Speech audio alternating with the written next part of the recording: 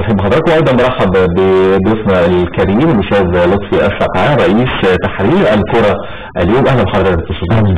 هدخل عليك على طول سريعا. احنا عارفين لطفي السقعان اسمه بيتردد مش بس في مجال الصحافه الرياضيه ولكن ايضا في خناقته مع اتحاد الكره. مش عايزين نقول خناقه ولكن له قصه خاصه بانتخابات اتحاد الكره وطعن على النتيجه. ندخل فورا الى اخر اخبار هذا الطعن ايه؟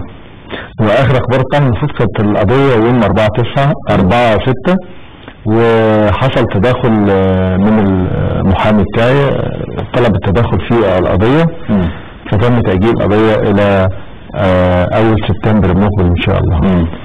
فبدوري انا تنازلت عن هذا التداخل لانه هيطول في مده حكم القضيه، وده يعتبر انفراد للقناه لان لسه ما صرحتش بيه لحد. التدخل ده ما كانش في اتفاق بينك وبين المحامي عليه؟ ما كانش في اتفاق، يعني هو استخطى حدود الوكاله لان انا هو معاه توكيل ليا فراح عملها.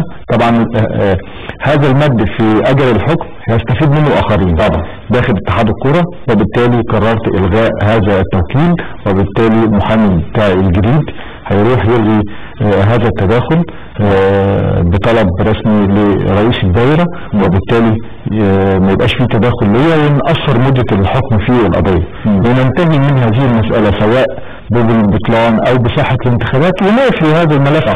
لا داعي الى هذا التطويل ولا داعي الى هذه المماطلات. ما حصلش بينك وبين اي من اعضاء مجلس الاداره جلسات لانهاء هذا الموضوع حتى بشكل ودي؟ او هو من مصلحه اتحاد الكوره ان هو ما ينهيش ودي.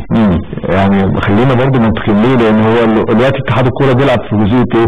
حولوا لجنه انضباط عشان نوقفهم عن طب وقفنا عن ايه؟ هو انا اصلا ليا حاجه في بالظبط. هو كان مستغرب ان يحدد مجموعه الاسماء ان انا هحولهم لجنه انضباط. وانتوا ايه صفاتكم داخل الاتحاد وايه العقوبه اللي هيفرضها عليك؟ لا صفه ولا تقول لا انا عقوبه، لكن هي القصه كلها ايه؟ هي القصه كلها ان هو بيعاقبنا انتخابيا، فبالتالي ما نرشحش نفسنا بعد كده وندخل في متاهات قضائيه في المستقبل عشان نثبت حقوقنا في الترشيح للانتخابات.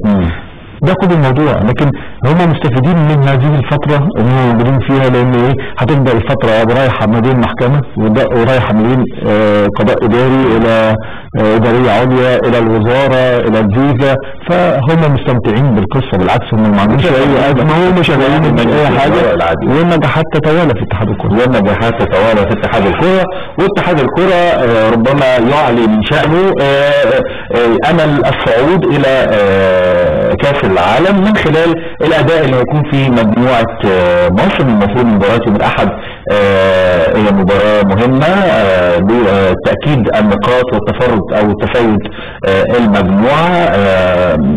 يعني اداء المنتخب بعد مباراته السابقة امام زيمبابوي، كيف تنظر الى المنتخب في مباراته القادمة؟ عايز اقول ان منتخب مصر ومنتخب هولندا هما المنتخبين الوحيدين في العالم اللي حققوا العلامة الكاملة في الفوز بكل مبارياتهم حتى هذه اللحظة.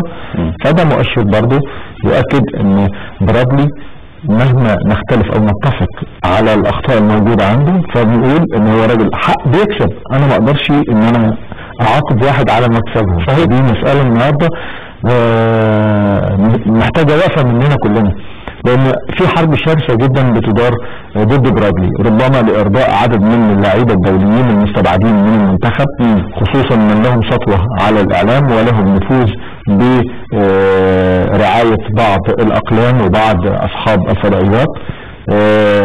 لاعبين لهم رعاية على اصحاب على اعلاميين في الفضائيات او اصحاب اقلام او اصحاب لاعبين.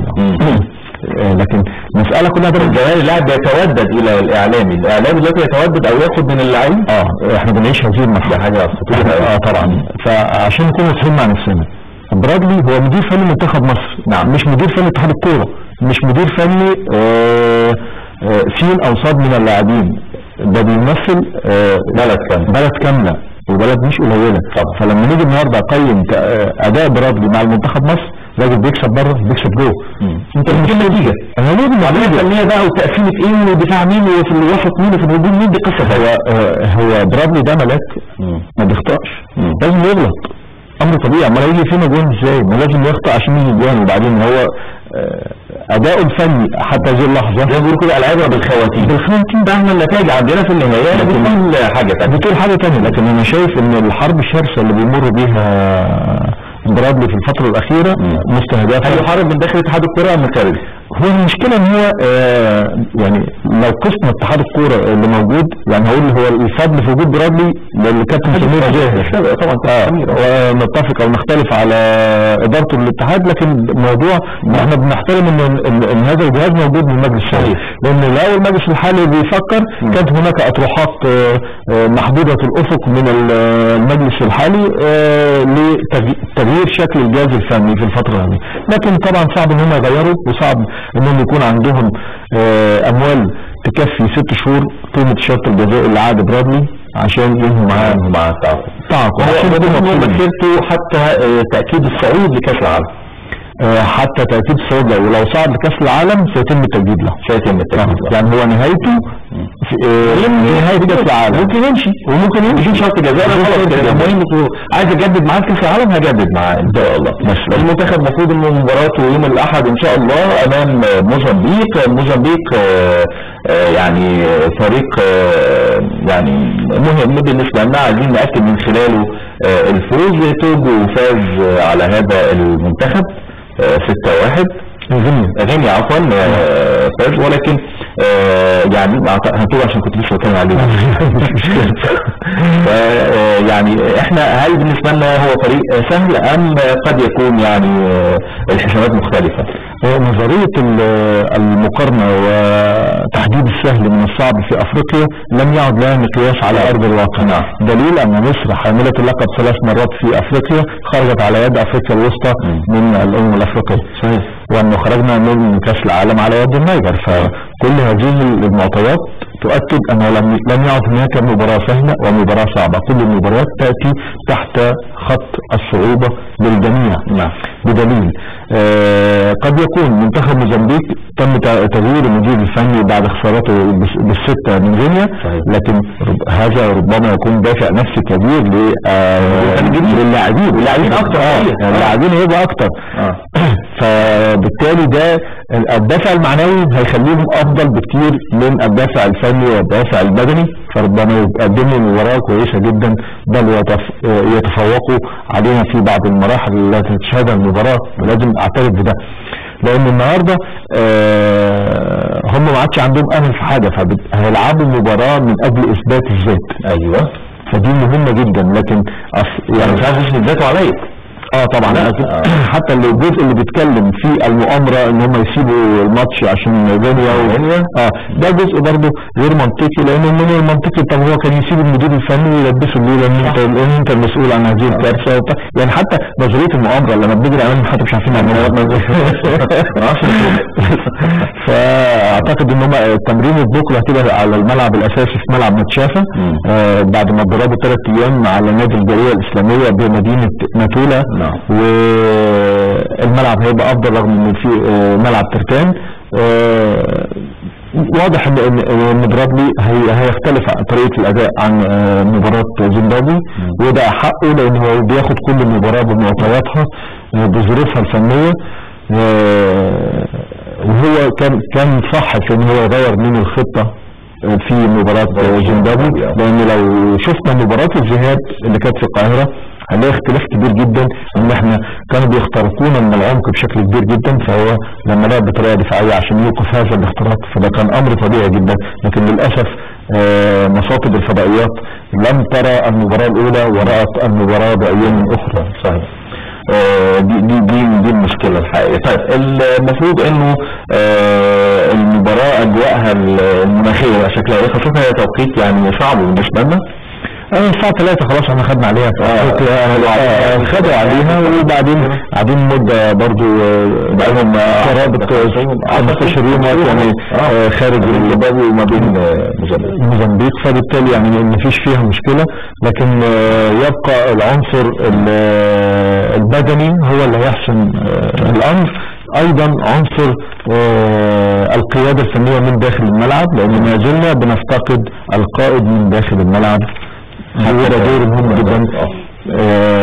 حتى بين اللعيبه والاحساس بينهم يعني مفقود شويه، عشان احنا بعيد بقالنا فتره. احنا بعيد بقالنا فتره، بدليل ان كل نجاحاتنا السابقه كانت في الدورات المجمعه فقط، اما المباريات المتباعده كنا بنواجه فيها مشاكل. خلينا ناخد مجموعه العناوين معانا في الجرايد وهتجرنا في الدقائق القيمه والدقيقه دي حديث خاصه عن الدوري المصري، ولكن هاخد من الاهرام عبد المنعم فهمي موجود يقول برادلي وطاهر العديد ضد التعديل السامه قبل مواجهه غد الحاسمه، والجهاز الفني ومتركه وداعب اطفال متوله. لغه الاحتمالات تفرض نفسها. في عمرو الدردير بيتكلم عن زهير بيقول فييرا يعود ويقود الزمالك اليوم ويرد على الشائعات، وهسال الاستاذ لطفي بعد شويه عن موضوع الزمالك. في صفحه كامله عن كاس القارات في البرازيل السبت. كمان محمود صبري كاتب انه اعضاء نادي الجزيره بيعرضوا على الخطيب الترشح للرئاسه. في كلام على نادي الصيد ربما يكون ايضا بيطلب الخطيب، لانه موضوع 8 سنين بيحرم من وجوده في انتخابات نادي الاهلي، ولكن له الحق في ان يترشح في انتخابات اخرى. محمد الخولي كاتب الدوري الموسم مقبل مجموعه واحده بمشاركه المصري او اعتذاره. هروح المصري اليوم. ملاعب المصري اليوم بتقول منتخب الشباب يختتم معسكر سويسرا بمواجهه كوسوفو ويطير غدا الى تركيا، غدا هو الاحد. براد يستقر على خطه المنتخب لاستيعاب الثعابين السامه، وبيع سيد يقول مرحب بمواجهه اي منتخب عربي في الموقعه النهائيه، يعني ربما يكون الجزائر. وفتحي يشيد بقرار اعتزال بركات. اعضاء الاهلي بيطالبوا وزاره الرياضه باجراء انتخابات على يومين، وهنعرف اخبار انتخابات النادي الاهلي وكواليسها. اتحاد الكره يرسل شكوى الاهلي والزمالك ضد العمرو للفيفا، مشاده لجنه الحكام ورد طلب الاتحاد السكندري باعتباره فائزا على الداخليه. ودي قصه عجيبه قوي. مباراه الاتحاد والداخليه اللي هتبقى يوم الاحد في الجونه. اخر كلام خلافات الزمالك تؤدي لاعلان خليفه فييرا والجهاز المعاون يفضل طولان. انا عايز ارجع بس للاهرام تاني، لانه في خارج العاصمه عادل امين عبد المنعم حسن كاتب الرجاء يضع مطروح على خريطه الكره المصريه والفريق يقلب الموازين وينتزع بطاقه الاهلي وينتج من كبار بحري. اعتقد ده من اهم الاخبار اللي موجوده بالنسبه لانه اسم جديد هنشوفه في الدوري المحافظ الجديد، محافظه جديده بالظبط، يعني يبقى عندنا نادي شعب جديد يعني جاي كده. هروح تاني. طيب هنتقل للشروق. الشروق فيها صفحاتها الرياضيه مجموعه من العناوين. الصقر يتنازع عن 25% من مستحقات التجديد للزمالك. الاتحاد يواجه الداخليه في مباراه الحقيقه غلب بدفاع جوي. طبعا الموضوع ده اتغير بالنسبه للموضوع. تنفيذيه الاولمبيه الدوليه تخاطب الحكومه لحل ازمه لائحه الانديه. المنتخب قدم المباراه الاخيره ملعب الشباب المسلمين في موزمبيق. الاهلي يسقط مستحقات البدر من ميزانيه النادي. ولسه كنا بنتكلم على موضوع اهلي طرابلس وانتقال حسام بدري. ويدخل مشاركه ربيعه في مونديال تركيا. واتحاد الكره ينتظر تفسير وزاره الرياضه للرد على خطاب فيفا واستياء الجبليه او دخل الجبليه من مهزله مباراه الاتحاد والداخليه والتحقيق مع لجنه المسابقات لمعرفه المتسبب في الواقعه. وايضا صفحه كامله عن كاس القارات. في كلام اتقال على انه جمال علام طلب اقاله مازن مرزوق رئيس لجنه المسابقات والاستعانه بايهاب لهيطه له خبرة في إدارة المسابقات في يعني المجلس السابق. وفي كلام على انه ازاي تحصل مهزله زي دي، انه الاتحاد يروح مكان والشرطه يروحوا او الداخليه تروح مكان وما يبقاش والاثنين متبلغين بورق وفاكسات رسميه ومحدش استقر على حاجه زي كده. ايه القصه؟ والله هو نتيجه تخبط اداري. لكن انا في المقام الاول انا بعذر اي حد بيشتغل في هذه الاجواء اللي بتمر بيها البلد. نعم. عشان تحصل على موافقات امنيه بتاخد وقت كبير جدا. لكن عندما يكون القرار متعلق بمباراه مصيريه زي مباراه الداخليه والاتحاد السكندري لابد ان انا اخد وقتي للمصالح عشان ما يجيش اغلط غلطه اتحمل انا نتيجتها في المستقبل. كان يجب على اتحاد الكوره انه يتروى في تحديد الميعاد. نعم. مفيش ضغوط عليه انه يستعجل تحديد الميعاد وتحديد المباراه ما بين الترسانه والدفاع الجوي بهذا الشكل. كان يجب ان يبقى فيه نوع من المباحثات، يعني اكيد في لجنه طوارئ بتاع المديريه الاتحاد، يعني من اعضاء المجلس الاداره على قمتها رئيس الاتحاد يوضح للمجموعه اللي معاه احنا المخاطر اللي عندنا ايه عشان بس ما نقعش في هذا الشكل. لكن طبعا مباراه الفضيحه اللي هي بتاعت الداخليه والاتحاد دي كارثه يعني. اعتقد ما شفناهاش قبل كده ان يبقى في فرقتين، كل فريق موجود في ملعب وكل فريق متمسك ان هو ده الملعب اللي يلعب عليه المباراه. طيب خلينا ناخد من اسئله الفيس في الدقيقتين دول عشان نلحق نقولهم برضه، وبالمره يفتحوا معانا كلام عن الدوري وعن الاتحاد وعن عفوا عن النادي الاهلي وعن الزمالك كمان. محمود محمد ابو زيد، ما هي اخبار الانباء على استكمال الدوري هيستكمل لان الناس خايفه من 30/6؟ والله الى 30/6 فاضل اسبوعين، هناك كلام اخر، فاضل اسبوعين، هناك كلام اخر يعني لغايه 30/6 ستحدد مصير استكمال الدوري النهارده وحاجات كتير ثانيه. عمر عادل، السلام عليكم، اخبار ناجي جدو، هل سيستمر مع الاهلي ام لا؟ شكرا لكم. المعامله العمليه هو واحد انجلترا بيعمل تاجيل شهرين وهيرجع ان شاء الله. هيرجع للاهلي ولا هيرجع للاهلي؟ هيرجع للاهلي خلاص. عرضته انتهت مع هال سيتي. عرضته انتهت مع هال سيتي، وهال سيتي ما جددش الطلب عليه لغايه ما يشوف الحاله الصحيه ليه على اللاعب هم عايزينه. يعني احمد فاروق، مبروك منتخب الليبي يفوز النهارده على توبه وبال مصر، بقول يا رب. ابو السواء، السلام عليكم، تحياتي من اراضي القاهره. الله عليك، ادعو الله ان يخرج مصر كل هم وضيق ويحفظها من الفتن. يا ريت الناس كلها تعرف ان مصر حقا ام الدنيا. ده لنا ابو اسراء وانت كده عند البيت الحرام. احمد فاروق، لازم منتخب مصر يفوز على موزمبيق ولا يعرف حسن بيرما. اسلام نيوز، السلام على ضيوفك الكريم، ايه اخبار شيكا؟ موجود يعني موجود في الزمالك ولا هيبقى موجود؟ ما اعتقدش ان في عروض خارجيه جاده لشيكابالا، وهيبقى موجود مع الزمالك ان شاء الله. ماشي. على قدر عبد الوهاب، مشاكل سيدي اللطفي، تحياتي لضيفك الشخصات. هل اعتزل محمد بركات الكره؟ طبعا، والاعلان ده واضح من اكثر من اسبوعين تم الاعلان عنه، ولكن الناس ما كانتش تصدق. احمد فاروق اظن قلنا حاجه، ابو اسراء قلنا حاجه، نفسي اشوف ابو تريكه تاني بقميص الاهلي. ابو تريكه هيعود بقميص الاهلي موجود. هشام محمد، السلام عليكم على ضيوف الكريم، ممكن اعرف كاس العالم مش هيذاع على قنوات ايه؟ يعني غالبا هتبقى قنوات مشفره طبعا. محمد سليم، اخبار ماتش مصر ايه؟ هيذاع على السبور؟ طبعا هيذاع ان شاء الله يوم الاحد بدء الساعه 3 وسلم يبقى من الساعه 2:30 ان شاء الله يا جماعه في استوديو تحليلي كامل. محمد فرحات، اهلا بضيوفك. دوره رباعيه امتى؟ وهل شيكا هيلعب في الدوره دي؟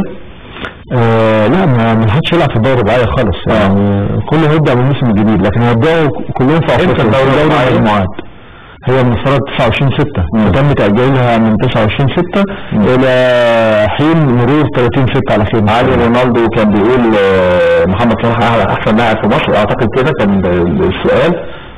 محمد صلاح، هل تتفق انه احسن لاعب في مصر دلوقتي؟ وهل شيكا هيرجع زي ما احنا قلنا؟ هو محمد صلاح احسن لاعب مصري، مصري بقى كلاعب منتخب. يعني اعتقد ان اللاعبين مميزين، ما فيش شك ان هو حط نفسه ما بين قامه كبيره جدا وقيمه كبيره جدا لما يسجل هاتريك. اللي سجله في التاريخ هاتريك في كاس العالم هم 6 لاعبين مصريين، عبد الحميد بسيوني وحسام حسن والخطيب واحمد الكاس وجمال عبد الحميد محمد صلاح فعلا.